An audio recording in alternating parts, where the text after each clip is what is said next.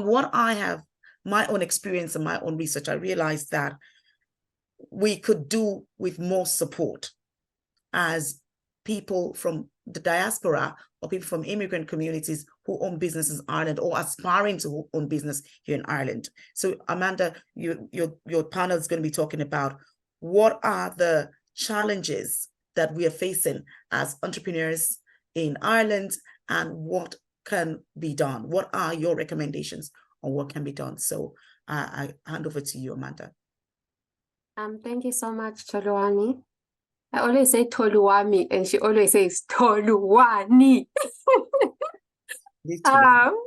I don't know what the difference is in the actual names, but I think in my mind you're supposed to be Toluwani. But my apologies for always saying that, and I've known her for almost 4 years and I still get it wrong. So how about that? But thank you so much for the opportunity. I am not sure if all our panelists have been spotlighted yet. Okay, I can see Fina now and myself. I think we're waiting for Decent as well. Okay, that's great as they are being put on the spot. Really, like Toluwani has already given us a summary of what we'll be discussing. So I'll throw the question to the floor right now, even as more people are being added on.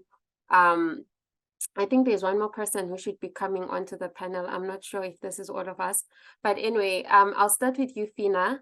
And Nhlanhla, thank you so much for being with us. We appreciate the allyship of the men in the community. I know it's very women-based and they're like, oh, the women at the front. But we appreciate the men who are also in the background supporting and also thriving to make the change. But Fina, as an entrepreneur yourself, as a young lady trying to penetrate many spaces in that regard and build your name, what have been the biggest challenges that you have faced in your journey so far?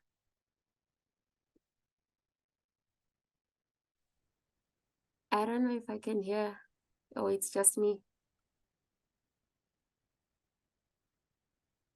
Yes, Fina. I don't think we can hear you. We can't hear you yet, Fina. What now? Okay, we can hear you now. Okay, perfect. Thank you so much, Amanda. So I guess for me, the biggest struggle have been just finding information on just even how to start up.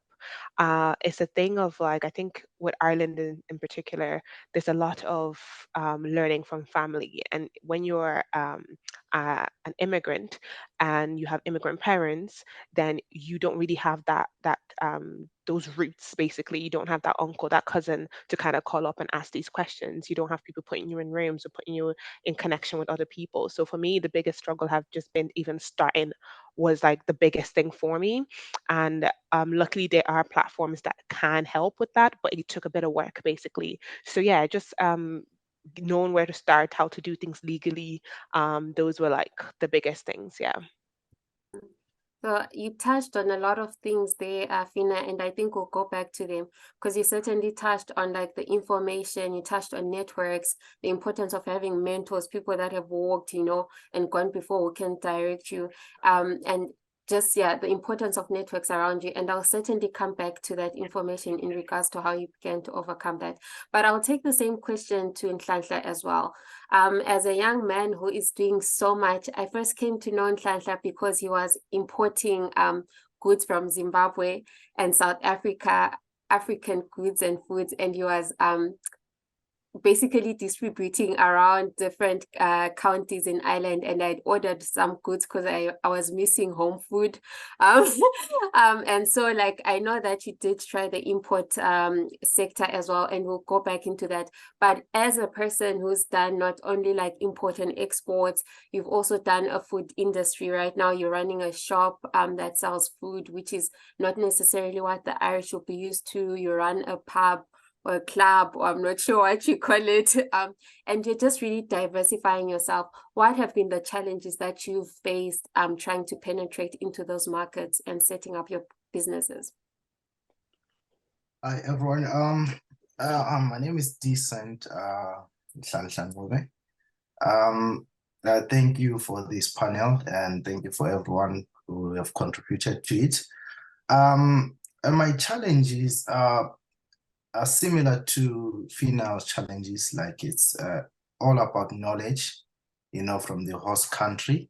If you're a foreign, you're not majority, majority rules, so they know where to go. And us, it's kind of like blurry. We don't know where to go. We tend to take longer to get the information.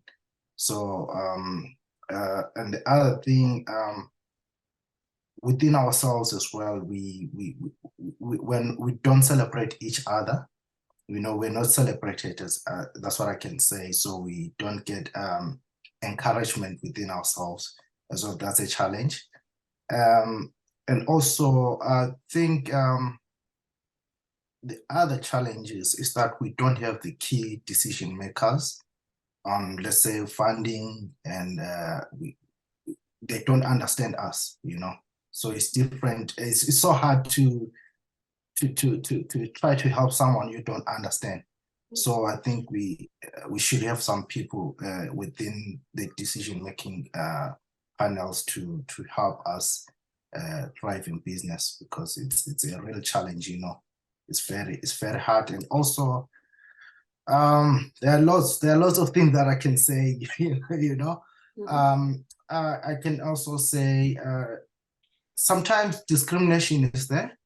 You try to call someone, like let's say I also participate in the healthcare sector. Like I have a recruitment agency. When you pick up a phone, you're trying to reach out to prospects. It's so hard, with your accent alone, you can see that you're not going to make it, So there's a lot of things that need to be tackled on us getting to be known. Thank you so much, Nhlanhla. And again, so much is coming up, the issue of discrimination, the issue of not having key holders, I'm saying key holders, I'm thinking of a key, stakeholders, stakeholders in the spaces that we need. And I think that's a very big challenge. And like you say, the biggest challenge, I think, also is amongst ourselves and pitting against each other. I don't know what it is about us as Africans. I think we need just some deliverance, but we do not, like, you'll find your customer will not be from your community. If anything, most of the times the people that step up before into your company are people that you don't know and other communities before your own people. And Ejira said it very well in the comment section, that Afro-pessimism is very real and very apparent in our culture, in our groups, and I think we'll definitely come back on some of those issues as well. Rosemary, welcome, and it's such a pleasure to have you. And I know that you are firsthand tackling the issue of entrepreneurship and trying to address some of these issues that people face of information and on all the other disparities. Sorry about that. But in your space, I would also consider you to be an advocate mostly for entrepreneurs and upcoming people. As someone who is helping people along that journey, as I suppose an intermediate and trying to bridge the gap, what are the challenges that you have seen that are lacking, both from the stakeholders, the people that are providing funding and the information, and the people that are actually seeking the information? What have the challenges been that are almost causing that rift to come through? Thank you so much, Amanda, and thank you so much to Luan for inviting me. I don't know if you can hear me. Yes, we can. Sorry, I'm still at work, so you might be hearing some noise. Pardon me of that.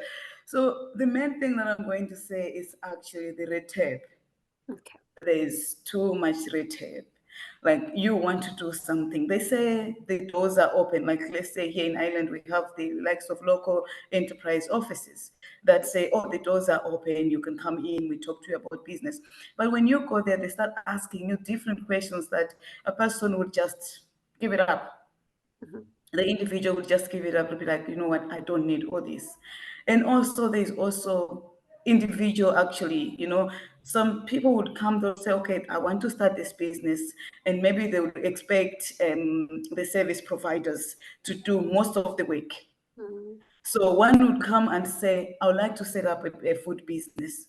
And then you give them the information, and they will not have that, should I say, the energy or the passion to move it on by themselves. They were expecting you as a service provider or as a supporter to do the work for them. And as individuals, sometimes it's lack of knowing your business. You'd come in a place and you don't know about your product or your services, because this is a different setup. Like, for example, myself, where I was in Swaziland, I used to sell samosas. And as much as I would think like, oh yeah, samosas could be a good business, I have to ask myself, really, would people really support me? Or is it a matter of like, I can sell samosas for a week or two, and then after that, no one wants samosas anymore. So understanding the cultural fit of business is another challenge that um, people like coming from the migrant background face. And with the financial institution, it's all about the lack of trust. You don't have enough credit to score. Some people that came before us, I don't mean to badmouth anyone, they kind of like spoiled some of the credit institutions. So someone will get a loan, boom, they're going to South Africa, they're not coming back. Someone will get a loan, boom, they're going to Zimbabwe. So myself, as an African, I go in, they'll be like, oh, this one would get the money and off, she's gone. You see, so there's that lack of trust between the service providers. Like myself, with the work that I do with Dignity Partnership, we're trying to do a project with Maynooth University to see how financial institutions can actually liven up and support migrant entrepreneurs. I think. Thank you so much. And I think you just said a very important fact there, that sometimes we need the data to go forward and, be able to go and say, these are the numbers that we have. This is where we're lacking. How do we begin to preach that? And like you said, in my own capacity, I wouldn't know much about the information and the numbers. And like you're saying, if you're doing the research, it means that there is not much that's been done in that area. So fair play to you on that one. I'll go back to Fina as well. I know that you touched on the issue of networks and finding information as someone who didn't have support of everyone else. How then do you begin to build those networks, or how did you in yourself? And I know as an entrepreneur myself, a lot is really based on the person, and I can relate completely to Rosemary when she say a lot of times people expect to be handheld and spoon-fed, and the reality is that's not what's going to happen. But when you made that decision, Fina, to say, okay, I'm going to do this, regardless of the challenges that I'm facing, what really helped you in beginning to find that information, begin to build your network? How did you position yourself in that space, not only from a physical mindset, but also even like not only like physically, as in, okay, I'm going into that room, but that's also another issue, but your mindset around that. How did you begin to challenge yourself in order to attain the goals that you wanted? You see, for me, the biggest thing so far, Ben, it's funny because Rosemary touched on it, was actually like just walking into my local enterprise, the one that's like closest to me. And if anyone knows anything about it, it's like different regions and would have their own office. So I'm a person, I think that's just a scientist in me. I'm a researcher. I like to do my research. So first, before I even went in there, I was doing my research. I was talking to other entrepreneurs, anyone who would listen. And thankfully, I did have some friends who are entrepreneurs. And obviously, they gave as much information as they could. But me still being an infant in the whole journey, I was still kind of overwhelmed and confused. So I decided, you know what, I've done a lot of research. There are a lot of information out there and a lot of conflicting information as well. So a lot of them are obviously like, when you research stuff, it's mostly American based or UK based kind of advice or information. So I said, you know what, I need to know what to do in Ireland here if I want to get things off the ground. So I went to my local Leo, and I was able to kind of just talk to someone, and it was very overwhelming. And I do get where Rosemary comes from, where you go in there and you're saying to them, okay, this is the idea, this is what I want to do, and you're very excited, and they're like, oh, okay, hold up, like X, Y, and Z, they're asking you all these questions. So for me, that day was very eye-opening, because the lady that I ended up meeting told me so much more about what was available to me. So she was able to say, look, we do have a mentorship program. If you do want to find a mentor, that's something that can be done. But she also said to me that great ideas, but you need to also scale things back a little bit, because sometimes we get so excited, we want to do so much, and that can be overwhelming, which can either mean we start and we crash and burn, or we don't start at all because we're very overwhelmed. So she actually pointed me to the direction of a course which I did then, and it was a start your own business course, which was being run by my local Leo. So I did that course, and through that I was actually able to meet so many other business owners, and I was able to, you know, see people who were at the infant stage of their journey, and people who have already established businesses, that have run businesses for years, like, and I mean 20 years or so, who ran businesses before the age of the internet was a thing.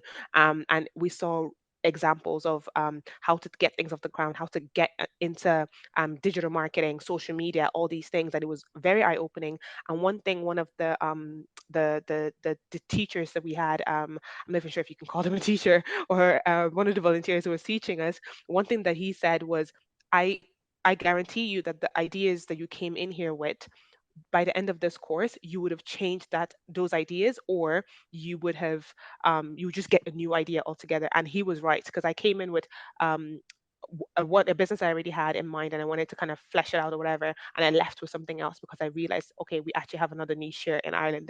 There's a gap that needs to be filled.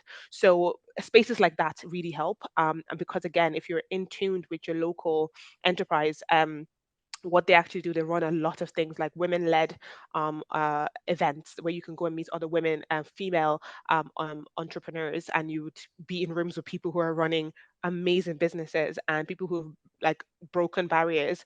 Obviously, most times it's very Irish, and you might not see people like you in the rooms, but I do believe that it is very important to learn from people who are killing it here in Ireland, people who are breaking boundaries, especially women. So that's one way. And also, as well, they have a lot of courses, like they have a lot of incentives, like the trading online voucher, all those things. And I didn't know that until I went to this course, that I found out that, okay, there are some things that are available to me, that if I do the research and I do the work and I have all my receipts, that they can actually put some money to back what I'm doing, like, again, the trading online voucher and whatever is out there. So yeah, I don't know if I really answered the question, but that's one way anyway, talking to people, going to events, and yeah, just doing a course here and there that I see that would benefit me. Yeah. What I liked about what you said is the ability to be able to leverage and change when an idea works. And I think sometimes that can be so hard, that when you have an idea and a concept, and your world is, when you get a critical friend, let me call them that, when you find a critical friend who come and say the idea that you have A, B, C, D, and you were so convinced, and you feel like, oh my God, they do not understand the vision. It wasn't a conference call after all, but no, they're really trying to direct you in the right way. So I think that having the ability to take back feedback is a skill in itself, and then finding out, how do I take the information that I have and then, you know, build from what I've gotten and get to where I want to be. Thank you so much for that. Nhlanhla, decent. They call it, yeah. So what I have for you, because you spoke a lot about discrimination and like trying to call and, you know, getting yourself through the door. But as someone who is still trying, what things can we put in place in terms of branding and marketing as a person, as a migrant, that you think have helped you get to where you are, first of all? But what can be done to ensure that even as we bring ourselves into this platform and say, look, we are here, we're coming into the spaces, how do we begin to build a brand and an image for yourself that will ensure that there is trust? Because oftentimes there is that lack of trust that Rosemary spoke of, that from maybe prior experience, they don't know what you are bringing forward as decent. What measures can be put in place? What policies, what structures? What are your thoughts on that in regards to branding yourself, marketing, and ensuring that you're able to build trust and get through the door? Oh, it's a tough one. It's a tough one, I can say, because people are different. You know, we can say we are businesses, but business at some point they are influenced by people. So it's hard to influence everyone on their perception of an immigrant person doing business. So it's a quite challenging thing, but I think maybe let's say the government can just raise awareness that we have such people who are trying to enterprise in our space, like because most people are used to, it's hard to accept change, you know, but you know, island is constant changing. If you're here like 2015s, 2014s, there were less of Africans, or even way back there were less of Africans. But if you look at it today, the numbers are increasing. So I think also it will correct itself with time as well. So sometimes you can trust on time, because I understand I have friends in the UK who are entrepreneurs. I think doing business there is quite different than here, because there's a quite huge number of immigrants or people of color, or sort of what I can say. So the locals are also comfortable to do business with them. So I think it would be also up to us to keep on pushing. If you keep on pushing, keep on knocking doors, not everyone discriminates people, you know. So what I can say is just a matter of time, and then someone has to do it to open doors for others. It might not work for you in your time, but if you have tried it now, I think you pave a way for other people to enter the market in an easy way than you did, you know. So it's just a matter of time, yeah. Thank you so much, Decent. And I think your last statement there really hit home, that the trailblazers are the ones that are going to face all the blizzards and all the storms and see what everyone else doesn't see as they try to get to that space. And by the time they get there, they won't even know the struggles and fights that you went through. And I think I was talking to Tolwani today, and she was saying that is the importance of having a mentor, because they're able to direct you in paths that you wouldn't have necessarily gone before. That is the whole point of a mentor, is to kind of, you know, cover you. But what happens when you're trying to get into industries where you're probably the first in your own state trying to do something that has never been done? So it does take a different kind of resilience to be able to do that. And I'm just conscious of my time, but I'll just go to Rosemary and just to finish off this conversation. Rose, in terms of your experience, how can organizations then harness the power of partnerships and alliances to drive strategic initiatives and seize whatever opportunities are out there? I was about to start speaking to myself. I was on mute. I didn't see that. So I think the first thing is actually to come together and see how can we bring in policies that are more inclusive with regards to migrant entrepreneurship. So inclusive policies. And I think inclusive is not enough.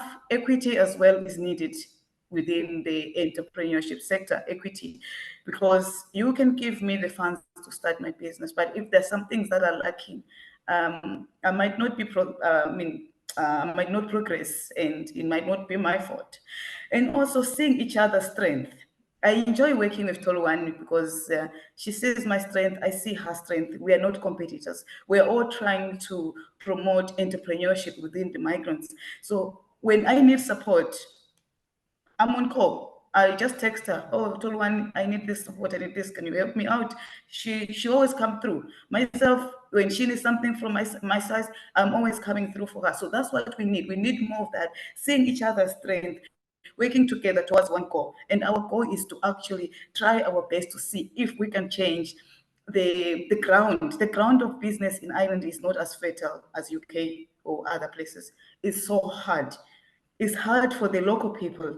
It's much harder for the migrant community. So as organizations, we need to see each other's strength, come together and see how we can change the policies and make it more inclusive. Thank you so much, Rosemary. I think especially on the issue of policy, it's so easy for us to say we need to have a change of policy, but we do not have anyone who represents us at that table to push that policy. And I am not advocating for anything, but I am just saying maybe this is an opportunity for people to look at the political space.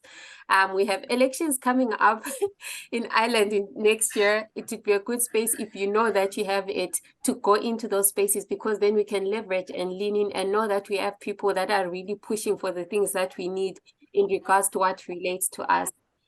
So thank you so much for that. Sorry, Amanda, one more thing I wanted to say. I agree with you with the political arena of things, but also I think we need organizations to come up with like a network where we're going to come together and say, this as organizations, this is what we are lacking, and this is what we would like whatever the department is in charge to bring the change. So myself, I'll leave my number in here. I am looking to come up with a leadership circle. That's what I would like to do, a leadership circle, and people could join that and we could see taking it from there. Can I please just add on that alliance thing? Just for an example, right?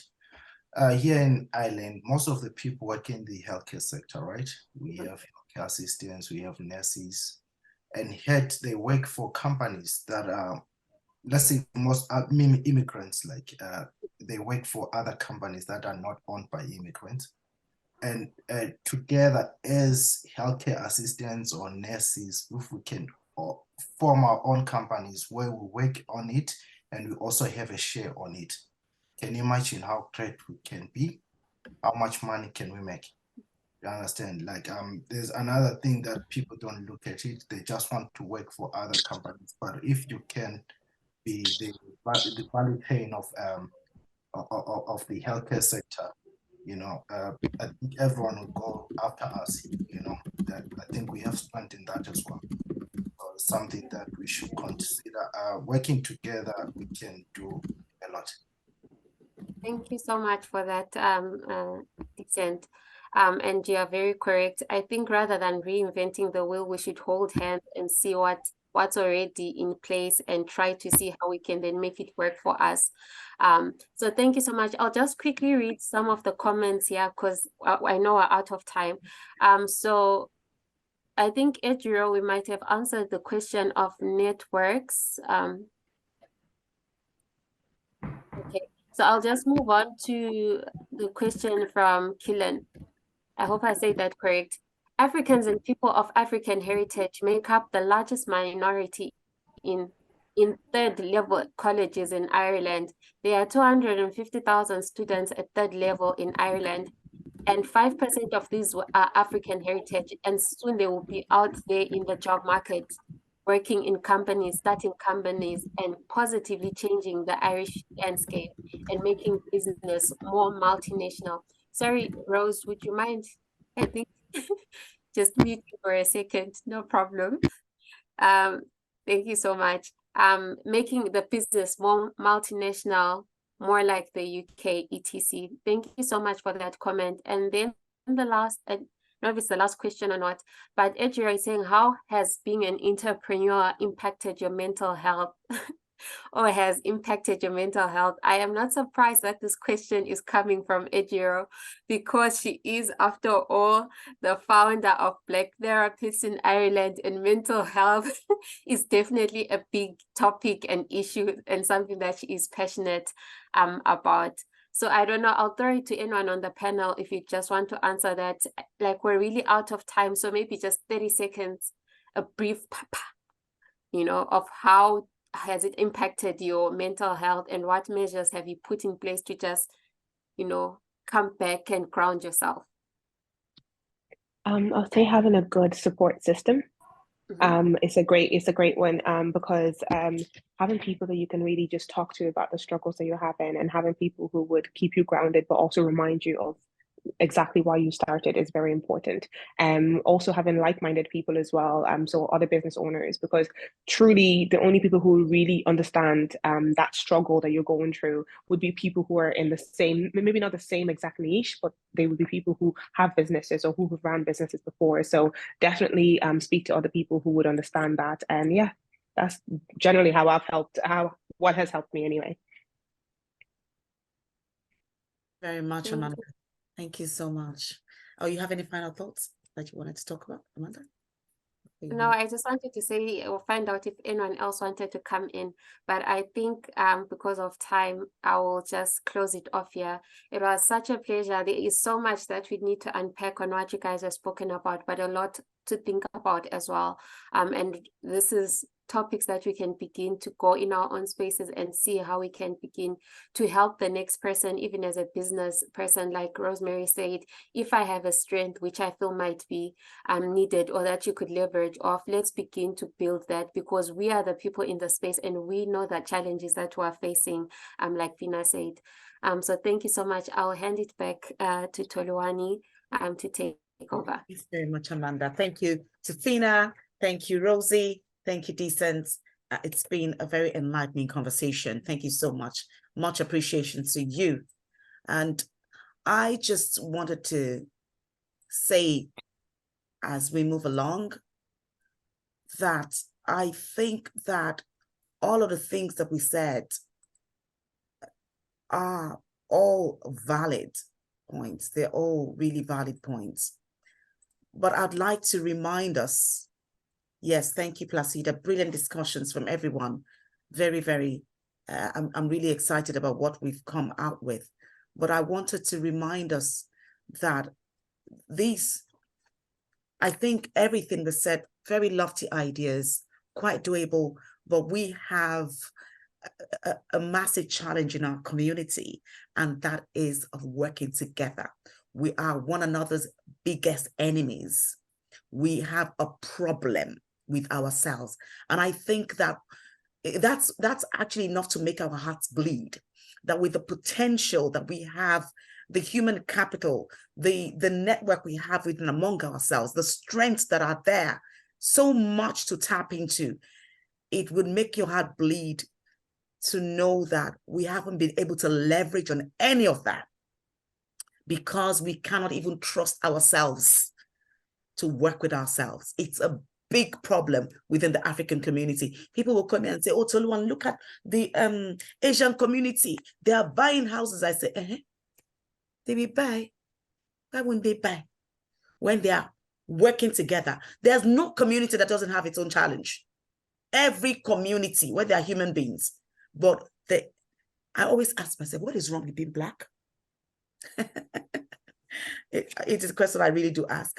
But not just what is wrong with being Black, but outside of what other people, but amongst ourselves. So I think it's something, because Rosie talked about tapping into our strengths. I'm going to get together, and it's something I've been thinking about because as part of my own research, the policy development, policy change, that social ethnic hands on deck who are in Cork, Dignity Partnership and Her Journey to Africa, occupying the same, more or less the same space, working together to bring out a policy document that will allow us to talk to powers about what should change.